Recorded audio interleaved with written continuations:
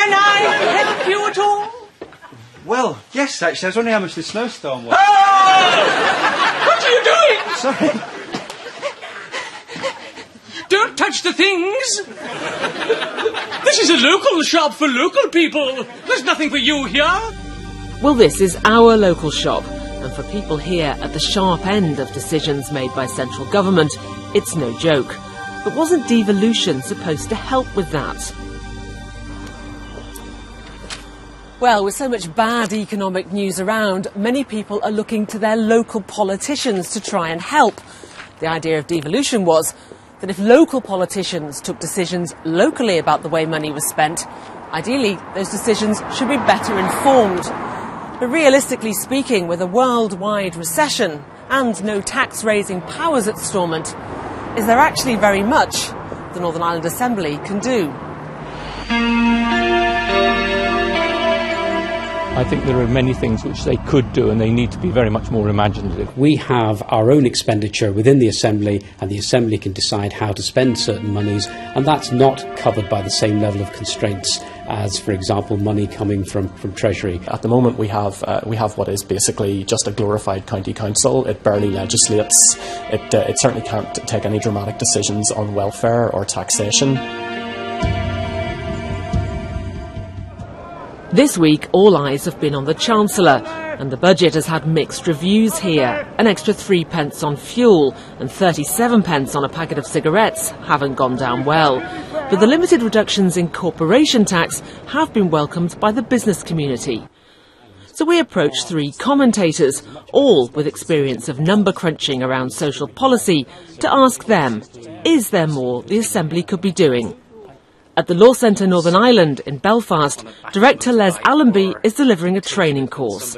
This centre works to advance social welfare rights, which means staff see the people at the sharp end of cuts.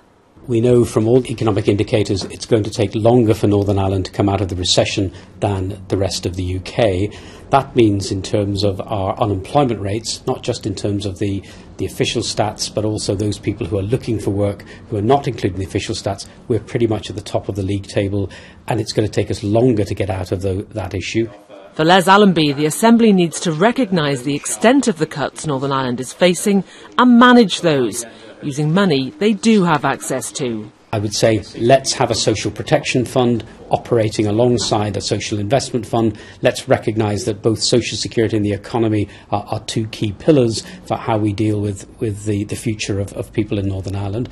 That would be my first ask, if you like. I think secondly, we really need to look at how we ensure that jobs that are created are sustained.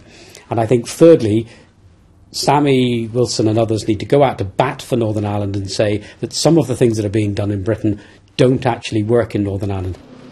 At Queen's University in Belfast, the green shoots of spring are evident, but a leading academic says for many here, life is not improving. We need to think about how we can create a much fairer society in Northern Ireland. If you look at the last executive, then we saw resources being redistributed from the less well-off to the better off. And there are a number of different policies. For example, prescription charges.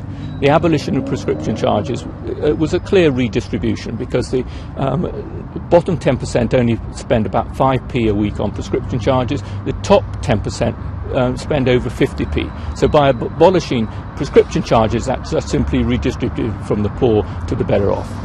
Professor of Sociology Paddy Hilliard has advised OFM-DFM on social policy. He says the executive needs to think seriously about water charges. We have to take the purchase of water and the funding of water out from the overall budget, which means there's less money to spend on schools and hospitals.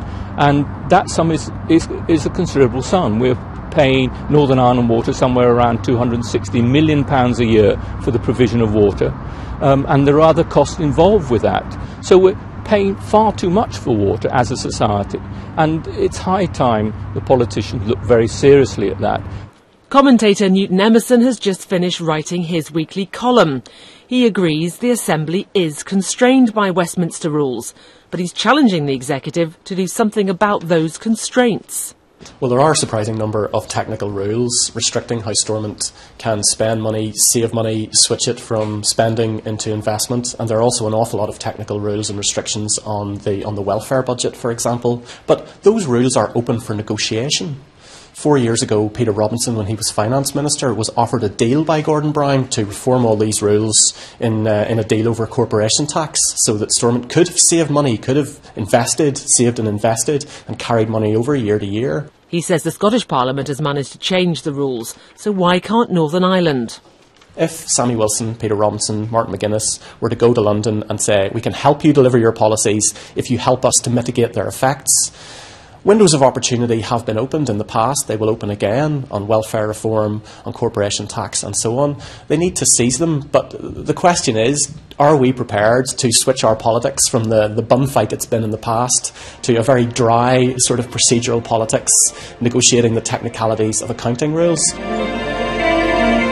But for those caught in the poverty trap, help can't come soon enough.